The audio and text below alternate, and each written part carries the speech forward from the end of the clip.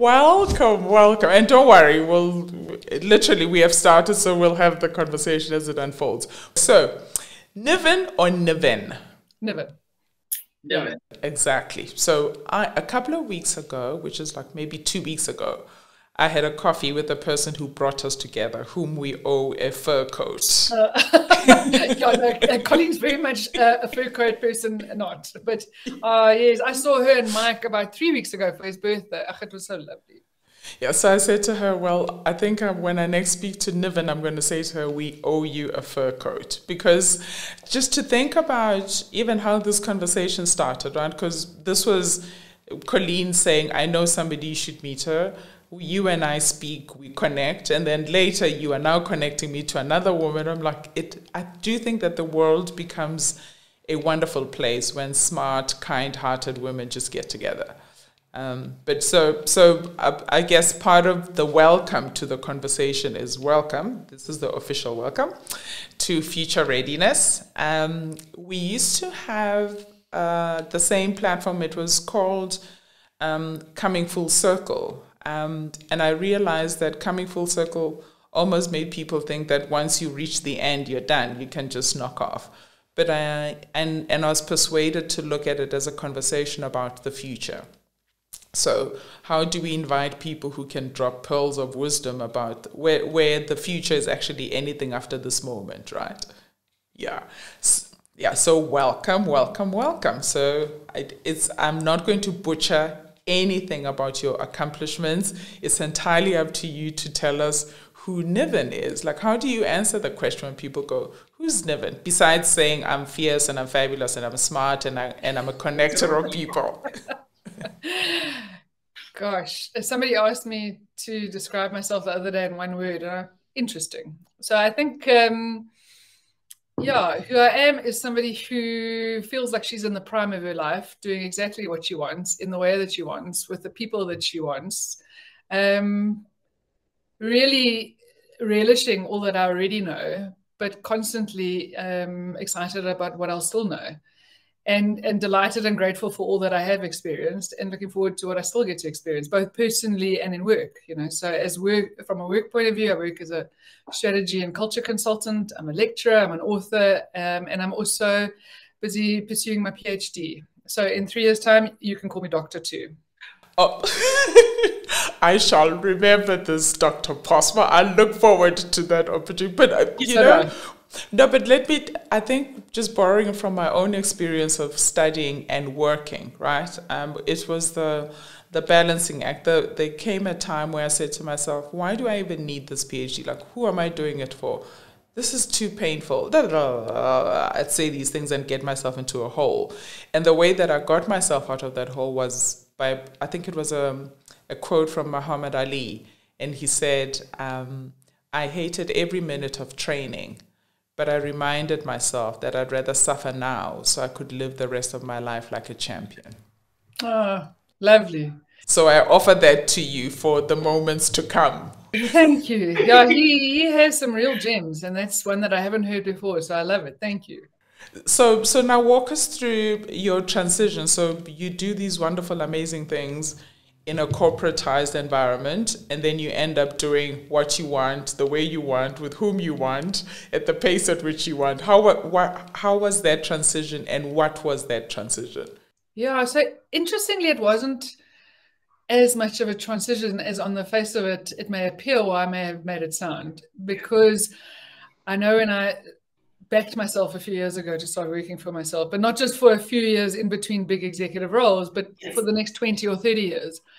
A friend of mine said to me, oh, well, thank heavens you're out of corporate, because now you can start living your real life.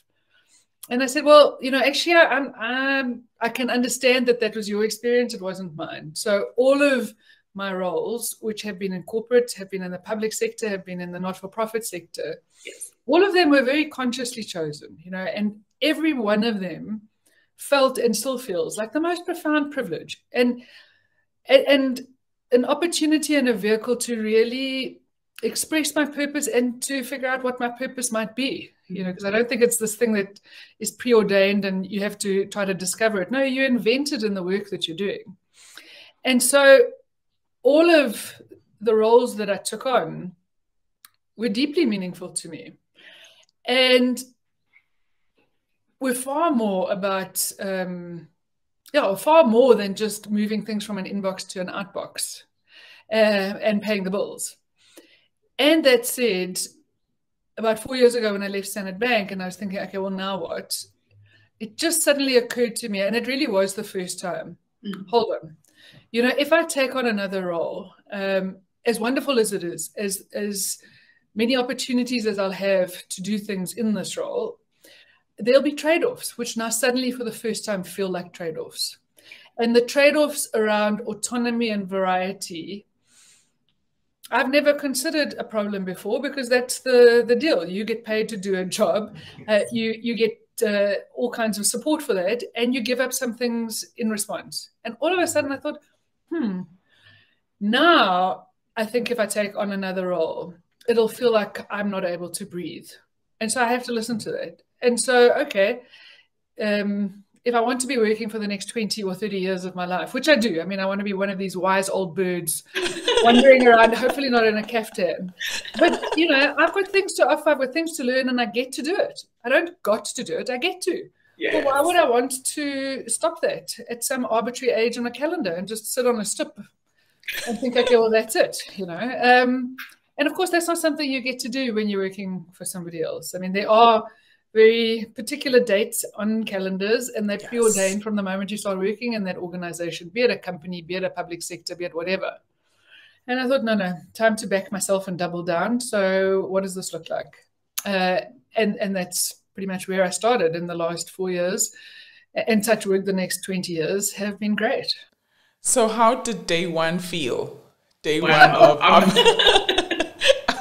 I'm betting on myself now, so this is day one. I can't pick up the phone and call IT and say the printer isn't working, right? How did that feel?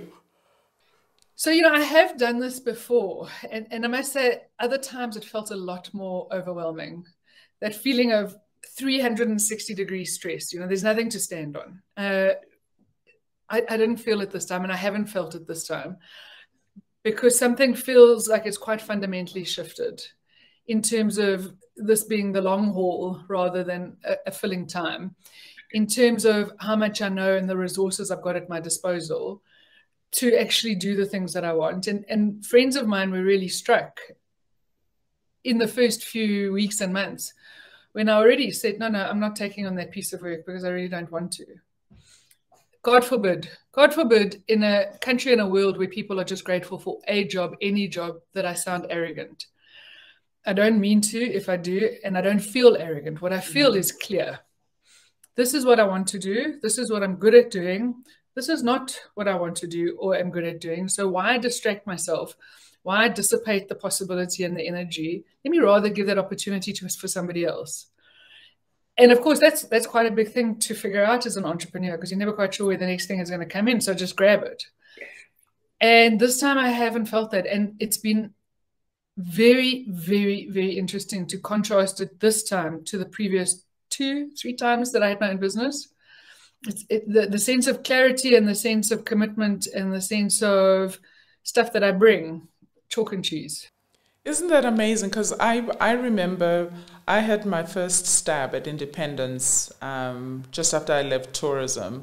And it was a 4-year spell. And then I went back into taking people's money on a regular basis on the 20th of every month. And I've now been independent for 10 years. And I have a shared sense with you that this time feels like I was okay with the choice and consequence, because I always think of these things as choice and consequence, right? So, because for every black t-shirt you wear, you haven't won the pink one or the white one or whatever. And I've just had to say to myself, are the consequences of my choices things that I'm happy to live with? Because the minute you get to that point, then you have what you're talking about, right? Which is this level of clarity that says, that's for me, that's not for me. The zeros may be tempting because it means I could travel 3 times a year, but I don't want to do it at the expense of my heart or at the expense of my joy, right?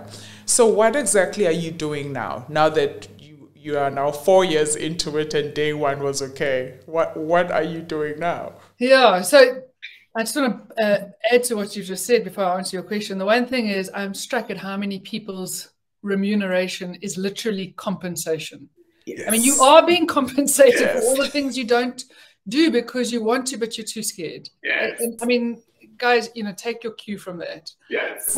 And the second thing is, for you, it's about choice and consequences. For me, it's about choice and risk. And there's two kinds of risk actually in the world. The risk that bad things will happen. Okay, we get that. But there's actually technically another kind of risk, and it's the risk that good things will not happen. Yes. And we don't think about it. It doesn't even enter our frame of reference or our language. And so, choice, consequences, trade-offs, risks. So what I do now is I have some anchor clients in the strategy space, and they're lovely. And so I do a fair amount of work for them. I do a lot of lecturing on office politics, on leadership development programs, particularly women's leadership development programs. I mean, the stuff is relevant to anyone and everyone in my experience, but there is an extra bit of nuance and an extra bit of power in women really getting this stuff. I write, so I have a number of outlets, publications that I write for. And I am a PhD student. So once a month, I go off to the University of Pretoria with my rucksack on and my tackies and sit and listen to all manner of things in this PhD of organizational behavior.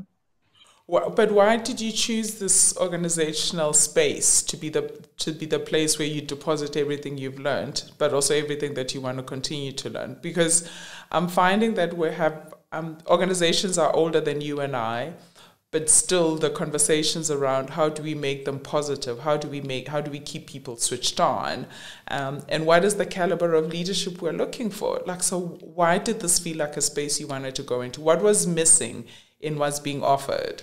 Yeah, so it's funny, hey, that idea from Kierkegaard that life has to be lived forwards but can only be understood backwards. I had a slightly different experience too. For me, there's no push to get a PhD. None of my clients care. Yes. No, you're great just as you are. But there was a very strong pull. And all of a sudden, I think 10 years after I finished my master's, I was and I am deeply intrigued by the question that will form a research topic. I haven't formulated it exactly yet. That's what this year is about. But it's broadly about trying to understand in a bigger and richer and more helpful way quite how the processes of strategy and power interact in organizations, because most of my career I've been in strategy consulting. Yes. And there is this tendency to think, well, you hire the guys that are smart, they come up with the best answer, and the best answer speaks for itself. Well, no, not quite how it works. There's always a gap. There's a gap between the answer that gets put on the table and a gap between the answer that's put on the table and what actually happens. Yes. And those gaps are all about power, all about politics. And we have a very simple, dangerously limited understanding and story of politics. They are actually much richer and broader and potentially positive than many of us realize. And so how we can move from the purely analytical to the relational and put them together in a way that helps, I think would be fascinating. Because, Roosevelt Moskanter said in the 70s, I mean, a lifetime ago, a different world, that power and politics are the last dirty secrets of organizations. We don't talk about them, and we definitely don't teach people about them. So how might we do that with things that matter? Because you're never going to escape them. They're absolutely everywhere. And yet we pretend that, or we think that a meritocracy and power are mutually exclusive. No. But don't get me started. I could get on my soapbox. No. I want you to, because this is the stuff that is important for people to think about. So the people in our community are either leaders or self-starters or entrepreneurs or people who are at senior positions in their own organizations. And what I'm loving about this is piercing the bubbles of what we have held as sacred truths, right? I love this idea that, firstly, you've just said, it's not reward, it's called compensation for a reason, so pay attention. So the second piece is politics are a function of being alive, right? I think Desmond Tutu used to say that, politics is not, you are a politician because you're an elected official. By definition of being a human being, you are a political being because you function in a society, right? But I'm interested in how you would define the term politics, because where I come from, and in the earlier stages of my career, when we defined someone as political in the organization, it was always with inverted marks, right? As in they are using their influence to negatively gain an unfair advantage. How do you define politics? Yes, interestingly as well, in the literature, there's been a big change in the last 20 years, because certainly in the academic literature, that pretty much was politics. Yeah. It's self-serving at the expense of others, behavior that really isn't very pleasant, and most people would think thanks but no thanks, and exactly, calling somebody political is hardly a compliment. Yeah. And in the last 20 or so years, it shifted to say, but hold on, there is actually far more to this in the sphere and the nature of the informal. And so the definition that I really like and that I use and refer to is, it's the range of things that happen in the informal, unofficial, sometimes behind the scenes spaces in organizations to get power, to give power, to get information, to give information, support, all of the things that are not written down anywhere. And what I always say to people is, look, every team, department, organization's got two parts to it. The formal, the visible, the stuff that you see in the organogram, in the governance reports, the standard operating procedures, etc., etc. That, of course, that's real. Yeah. Of course, it's powerful and it's incredibly important. But just as real and powerful and important is this informal. And you don't see a process or a policy for that anywhere, and yet it's everywhere. And in that space, there's all manner of opportunities in terms of how you play up. Of course, you can be self-serving and Machiavellian, or you can be perfectly ethical and constructive in how you use what, in my experience, are the four pillars of politics and political intelligence, and therefore your political capital. Yes. So it's about your power, i.e. your ability to get things done. Yes. It's about your strategic relationships. Yes. It's about your reputation, the reputation that precedes you through an organization, through a society. Yes. And then your influence. If power is the formal part, influence is the informal part. And those four building blocks are yours to use as you wish, to build up or to ignore. But I always say to people, look, if they choose not to get involved in politics, it's your life, it's your career, make whatever choice you want. But make sure that it's an informed choice. That when you're saying I'm opting out of politics, you understand there's a whole spectrum of things that you're opting out of here. Yeah. Understand the risks and the consequences. And I think the best metaphor is to say, well, making that choice is essentially like choosing to play tennis on half the court, soccer on half the field. Yes. Because those two parts are as important in organizations, and frankly, in highly politicized organizations, the informal completely drowns out the formal. But how are you finding that female leaders are dealing with all this stuff, right? Because somewhere in that mix is also this idea that you've got relational power and effective power, right? So people tend to stereotype relational power with females. So this is how women lead, which is why when there's a crisis of faith, you put a woman. If there's a crisis of profit, you put a guy, right? So I'm wondering whether in your work you are finding one of the nuances could be how female leaders are just responding to the issues of how their own leadership style has been given this identity of relational versus effective. Is that coming across at all? Actually, I read an article for my PhD around that, about the double-edged sword of women being seen as relational, and whether there was a pushback against this, and whether it was, first of all, true, and second of all, whether it harmed them or helped them. Yeah. I must go back and reread it, because now you're making me think about it some more. But in my experience, there's a couple of things. And I think, this opportunity, this challenge for all people to develop both political will and from their political skill is a big one. I mean, because these myths of office politics that I've written about, they're as widespread as they are wrong, and they're as mistaken as they are naive. Yeah. And often I get expressions of regret from people and this is across the board, but generally more senior people saying, I wish I'd known this stuff at the beginning of my career. If I'd known this 20 years ago, things could have been very different. And I can only say, well, if I'd known this 20 years ago, and I've had a great career, but gosh, the times when I was hitting my head against a brick wall. Yes. And I think for women, there's a couple of things. But the one slide that I have, which often gets a lot of discussion and debate, is a quote from Sally Krawcheck from the US, a very successful entrepreneur. And she says the single biggest mistake she's seen women make at work is that we treat work like school. Yes. So we think if we put our head down and work really hard, somebody's going to give us somebody's going to notice and they're going to give us an A. And, I think that's one of the shadow sides of the fact that girls generally do better at school and at university. They get higher marks, they graduate in higher numbers, not universally, but generally.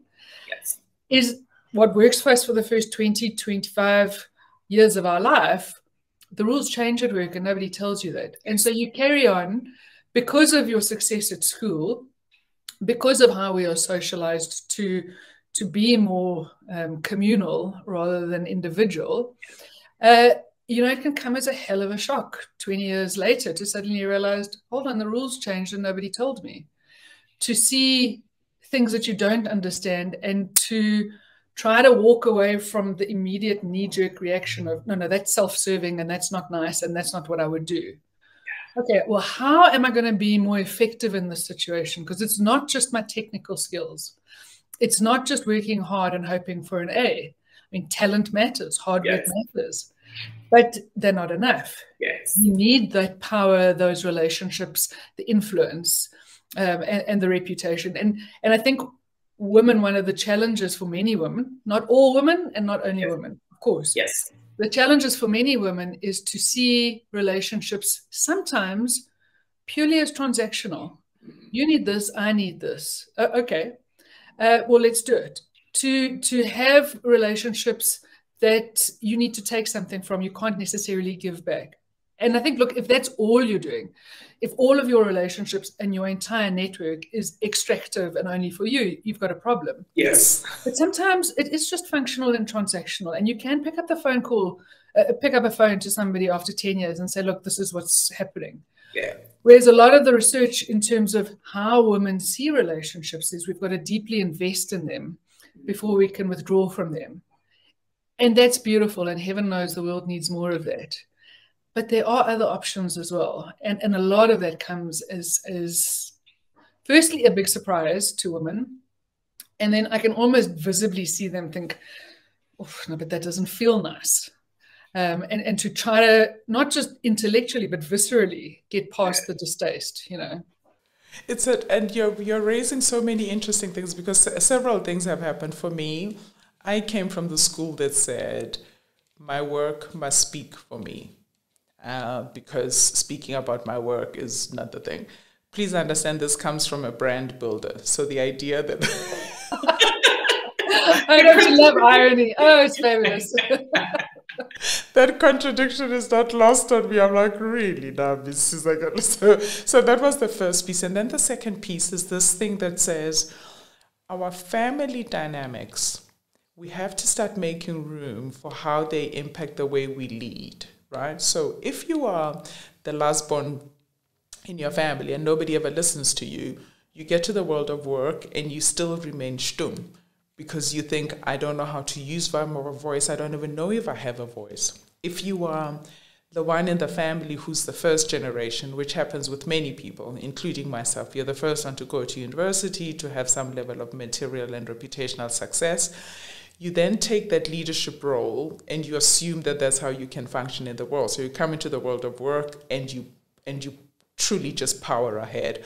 But you're powering ahead in a community where other females were socialized to get along and move at the pace of the collective. So I'm interested in just what you think we should be doing, parents, teachers, aunts, godmothers, all of these elements of human beings who support and can see a growing girl child. What are the new conversations we should be having? Because by the time I get to the corner office, I'm fully grown.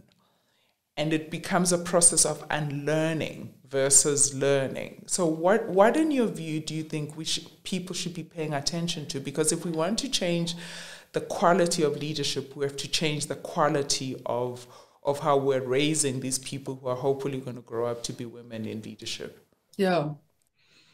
Gosh, such an interesting question, and a few thoughts that occur to me. When you speak about voice, I read the most poignant Arundhati Roy quote the other day. She said, "There's really no such thing as the voiceless. There's only the deliberately silenced or the preferably unheard." Wow. I thought, gosh, is that not the truth? Wow. And so who are we preferably unhearing? Yes. And who are we deliberately silencing? And how do we do that to each other? And, you know, it's interesting, Zara, because I've been watching with my niece. I have one niece in South Africa and one niece in New Zealand, and the rest are all nephews. Yes. And it's been very interesting to sometimes catch myself in how I talk to Jess, my niece, who I see more often than Olivia. Yes. How I talk to her and what I expect of her compared to what I expect of the nephews. And to just catch myself in that and to be aware of my own biases and my own continuation. I had it with my goddaughter 2 or 3 years ago. I mean, Susan's fabulous. She's 23. She's getting her PhD in Denver, originally from Mozambique, came to South Africa. We looked after her for 5 years. Long story. Yeah. And, you know, I mean, I remember saying to my mother when I was 16, I don't think I'm ever going to have kids.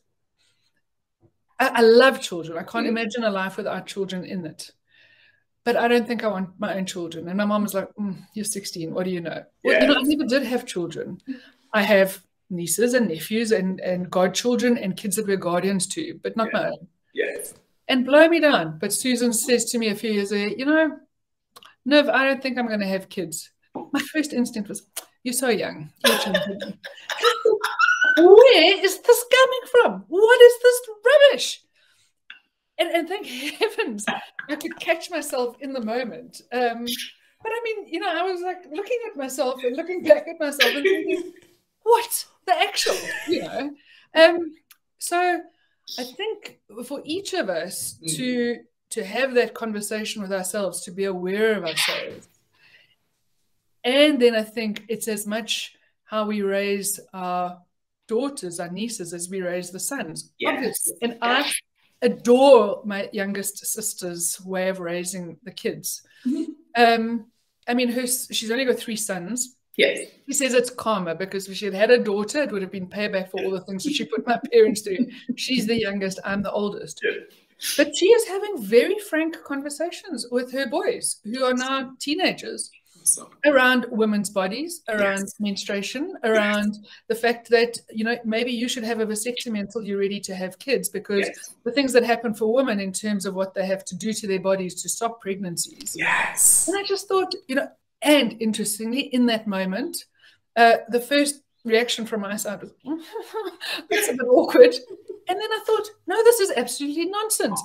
50% of people on this planet are going to menstruate. There would be no life on this planet if we did not do it. Exactly. I did not choose this. Trust me, I think it is a very fundamental and serious design flaw. But why is this shameful taboo?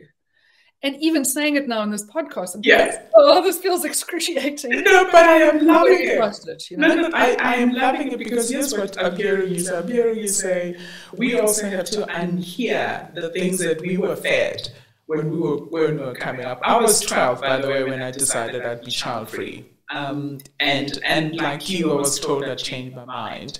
I fired 3 OBGYNs who continued to say to me, you're going to change your mind. I said, you're my medical practitioner, you're not a parent. Wow. And there's a place where people overstep the mark when they don't understand politics of the body and how you and I, who are born female, have to contend with people telling us what to do with our bodies. So it's a wonderful thing that your sister's having this conversation with your nephews, because if she didn't have that biological process, they wouldn't be here. In the same way that I find we're not having conversations in leadership roles about another biological process, which is menopause, right? So I'll give you an example. I'm at a bank, I'm a senior member of the bank, and we're having a boss barrage in some very fancy London hotel. And my body does what it does. I can feel the wave rise from my toes, right? And then literally it just breaks on your face and you're showered with water. It's called a hot flash. And I see two colleagues truly shake on my behalf. So I don't know what's going on. I see them from the corner of my eye. I'm like, get on with yourself. I wipe my brow and I keep it moving. Male colleagues or female colleagues? Female colleagues. At the end of the conversation, they both come up to me and one gives me a blue pill and she says, hey Zah, hi, these saved my life. I'm like, what are those? She goes, oh no, I take them. This is HRT. I said, darling, I am happy that you have chosen that path for yourself. But let me tell you two things. One is, I will never be ashamed of a biological process because this is what happens when your body changes. And two, I am not going to buy into the narrative that says aging is problematic. I am not aging, I'm getting older.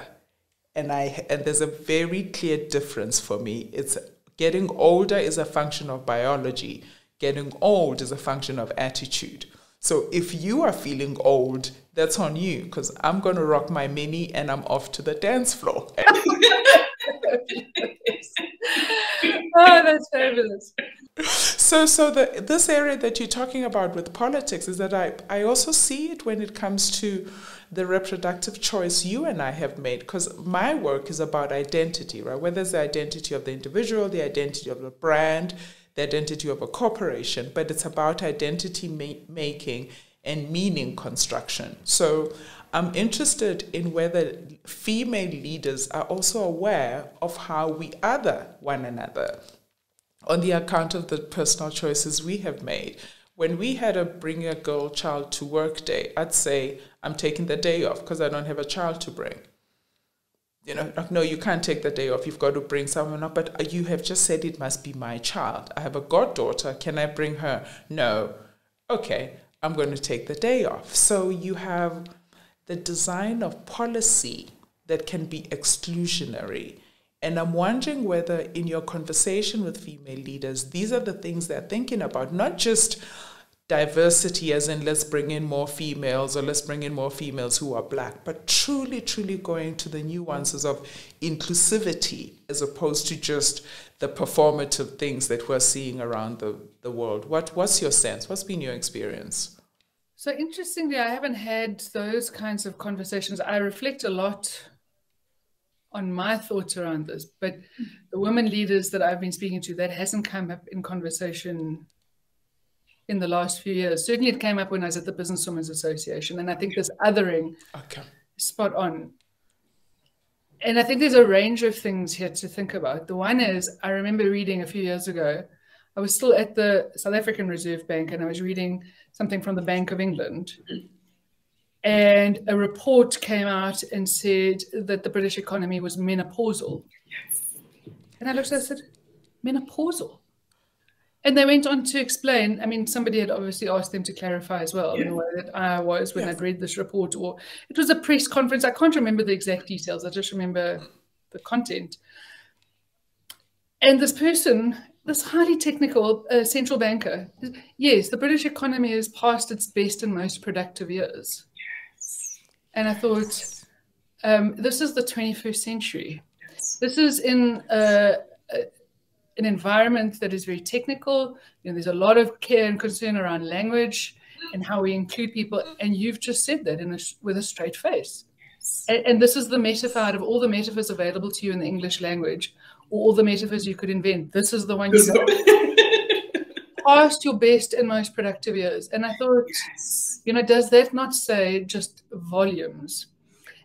And I think, yeah, this othering of women who have had kids and therefore obviously their IQs dropped 10 points when they come into a meeting, or women who have not had kids because they're just selfish and they're just out there to, you know, conquer the world. Gosh, I mean, surely this is about giving people the right to choose what makes sense for them and supporting them in that choice. And interestingly, I posted something I don't often, I very seldom post something deeply personal, and I never post on LinkedIn on the weekend. But on Mother's Day, I suddenly thought, inspired to acknowledge my mother, and I put it up there in a beautiful photograph of her, and I just said, you know, as they say, if it's not one thing, it's your mother. Yeah. And so here's my mother, and she's just fabulous. And so happy Mother's Day to my mother. Happy Mother's Day to all the mothers that I know. Yes. But also happy Mother's Day to all of those of us who know that mother is as much a verb as it is a noun. Yes. And that capacity to be maternal in the best possible way, to be nurturing and supportive. I mean, I think that extends to all of us, male and female, whether we have kids or not. Yes. And that becomes, gosh, a place of possibility as opposed to, oh, shame. You know, the eggs have shriveled up and you're having hot flushes. Are you kidding me? Yes. I'm past my best and most productive years. Really? Give me a blunt steak knife right now because I'm going to commit violence. Right, that's because I'm menopausal and hysterical. Oh dear.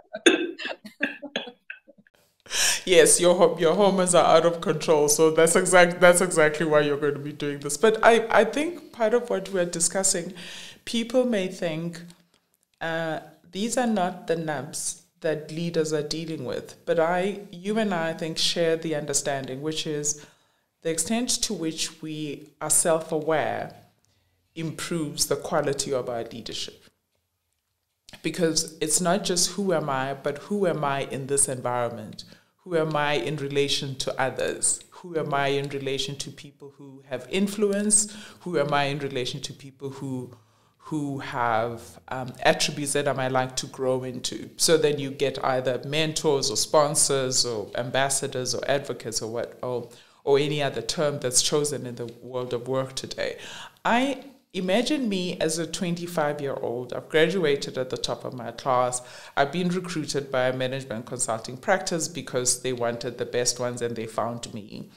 What are the things I should be thinking about as I answer yes to that invitation? Because what you're sharing with me now is the world has shifted. So even as a 25-year-old, I can't just say I was top of my class at varsity, therefore I'm going to be top of my class at this particular organization. What are the things you think I should be reflecting on? I think actually even before you take on that position, there's a few things you should reflect on. And it's almost impossible when you're a 25-year-old and you and I are both the first and wow, gosh, I'm getting the thumbs up from this. Now this is quite affirming and really quite nice. And I have a friend who a few months ago was interviewing for a very senior executive position. And the bonus and the salary and the span of control and all the requirements were important. I mean, of course, she had conversations around that. Yes. But ultimately, they became entry to the game. And the deciding factor for her was the answer to the question that she asked herself, which was, do I want to become like these people? Yes. Do I want to become like these people?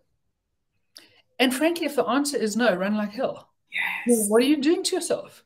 Yes. But if the answer is yes, then what are the parts of you that are inviolate and that you're going to hold on to and take with you in all organizations? And then which are the parts that need to flex? Mm-hmm. Because in this culture, in this way, you're going to need to find how you're going to be effective. And that may require a whole bunch of things. If being effective requires fundamental trade-offs, well, then we've got a problem. Mm-hmm. But if it's about saying, okay, in this context, what does it take to be effective? And am I prepared to do it to not only become like these people, but also influence these people? You know, the kind of give and take when you go into an organization. I mean, that then becomes very interesting. And I remember when I joined the Reserve Bank, how I had to modify my behavior. I was still the same person, but all the things that had served me incredibly well as the CEO of two organizations. No, dial it down and dial it back, Niven, because here, let's make things happen. Let's make a decision. Yes. It's not appropriate. And so all the things that your boards have loved about you suddenly are getting a few people looking at you with tweezer lips thinking, is she trying to run the bank? Yes. And they were absolutely right. In that context, I was very proud to be there. I didn't necessarily want to become exactly like those people, but I wanted to be effective. And I'm forever proud of having been there. And so I think there's a number of things you've got to ask yourself before. And like I said, once you're in there, of course, what you know before and what you know when you're in the role are always different. You'll only fully know when you're actually in the role. Yeah.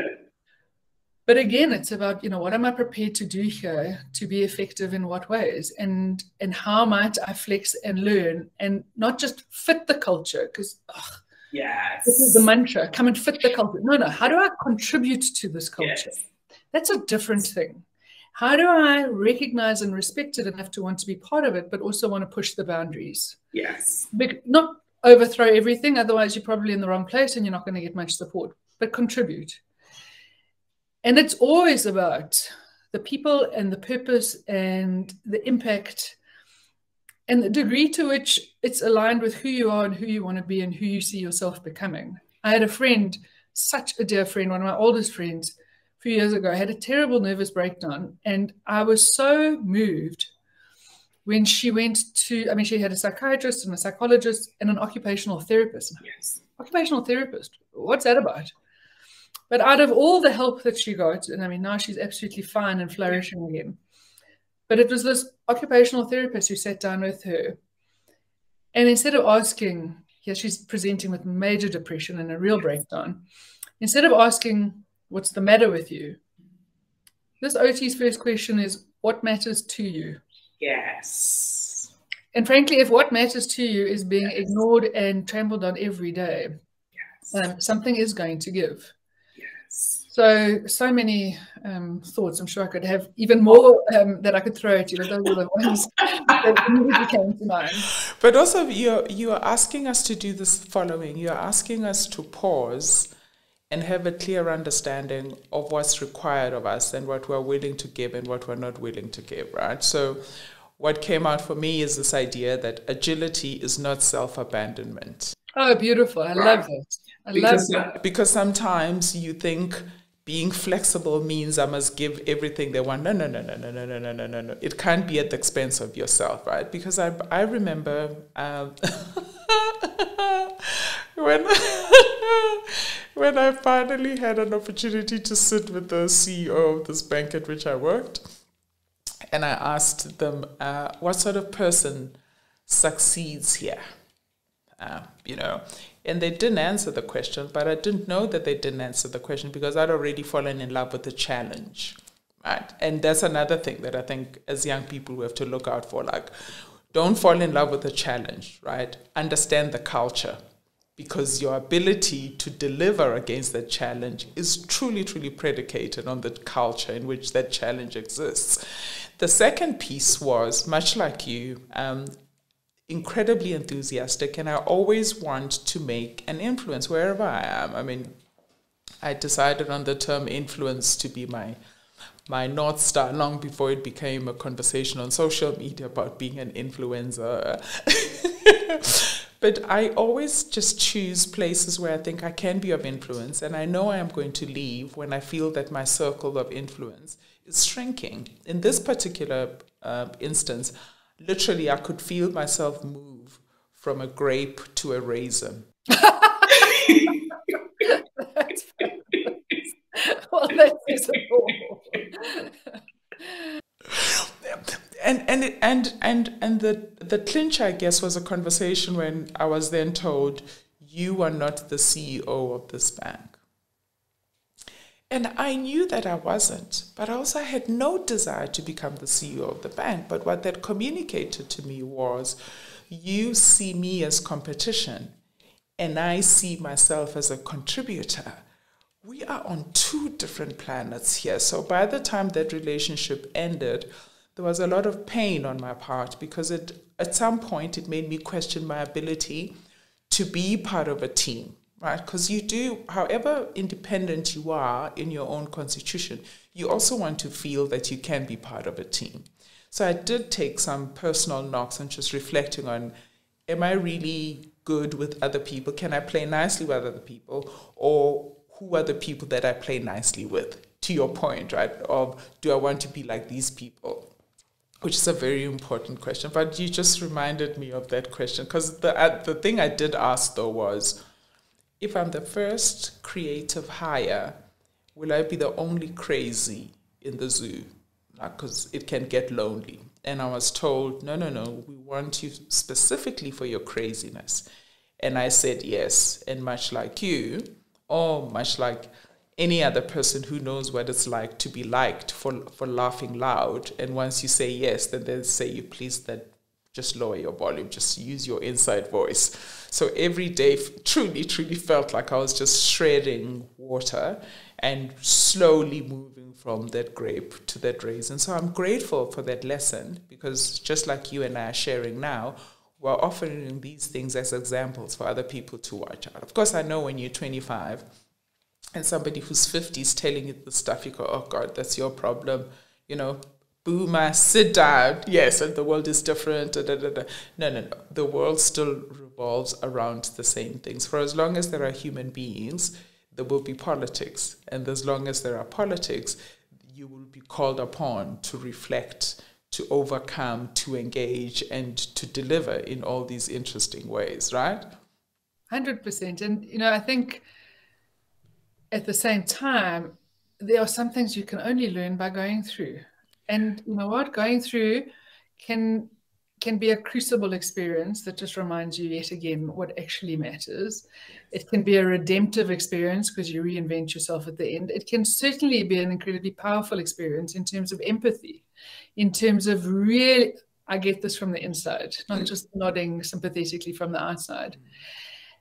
And I've always said to friends of mine, gosh, I think that must be the hardest thing for a parent to get right, is what are the mistakes that your child has to make, you know, even in their 20s and 30s, because this is the only way they're going to learn. Yes. The only way they're going to craft their character and sense of discipline and what they want and what they don't want. You know, personally, professionally, in relationships, what are the mistakes that you've just got to let your child learn from and step back and say, and then which are the ones you rush in to rescue them from and say, this one will take you down a path that's going to be very difficult to come back from.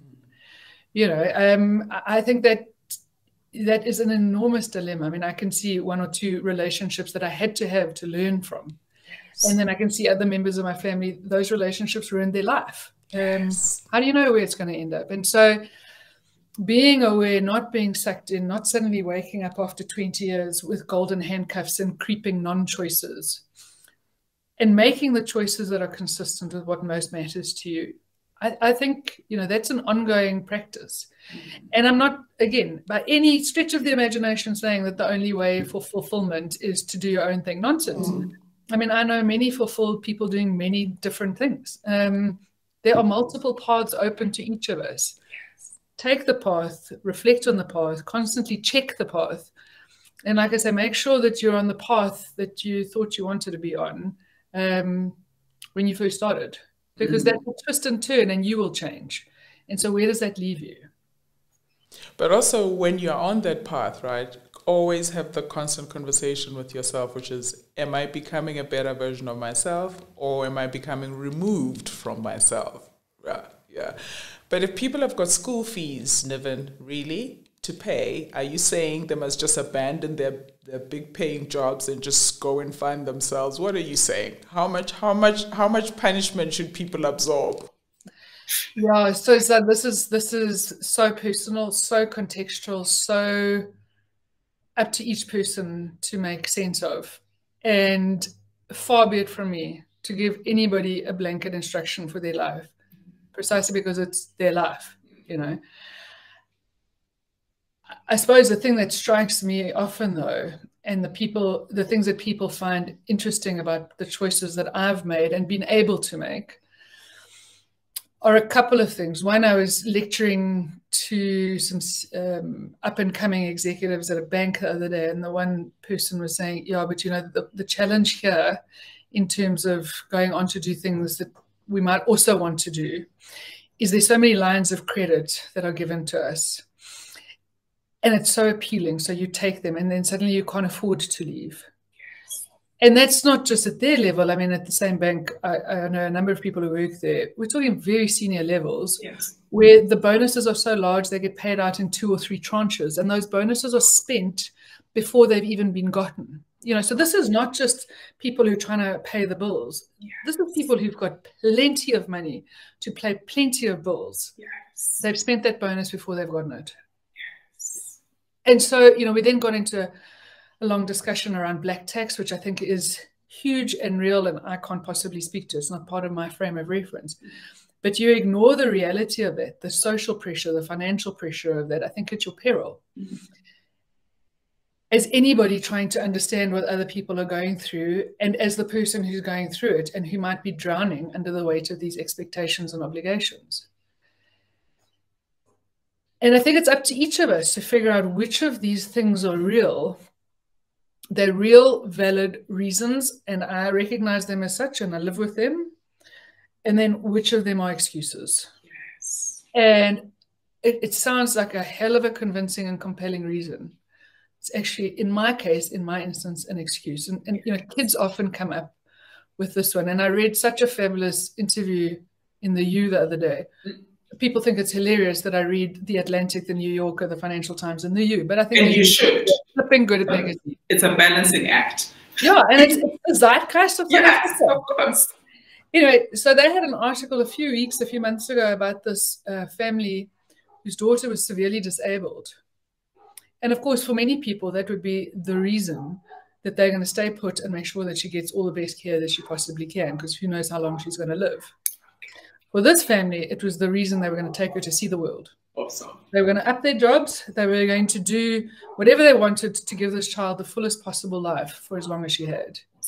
And again, who am I? I can't possibly cast any judgment on that or on other people's lives. But interestingly, how many times kids are excuses as opposed to reasons. Reasons instead of excuses. You know, I think this is something only you can answer, and hopefully you ask yourself, and then you live with whatever answer comes to you. Isn't that incredible? I mean, you've just reminded me of the book The Choice by Edith Eger, because she also speaks to how some people may have survived the Holocaust and some people may have embraced life, right? So this is exactly the point you're making, which is how do you see and how do you frame your experiences? Because if it's asset framing, then you're out there going, here are the ways in which this thing can be wonderful.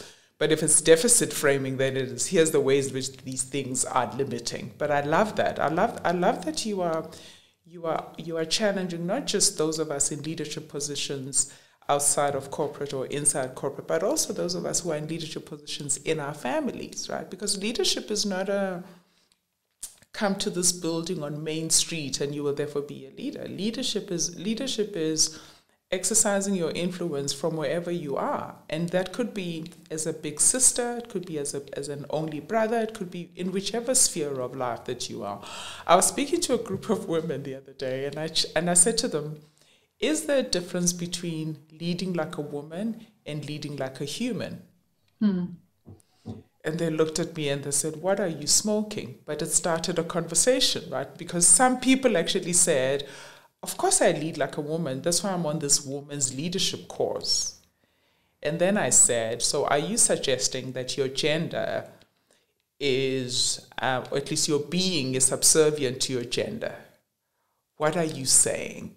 And it started a healthy conversation. And I'm wondering whether you think that there's a conversation to be had about the amount of emphasis we're putting on female leadership or women leaders, and whether in emphasizing and gendering that process of leadership, we are actually demoting their being. I don't know. I haven't formed a view. It's just a question I'm living with. Yeah.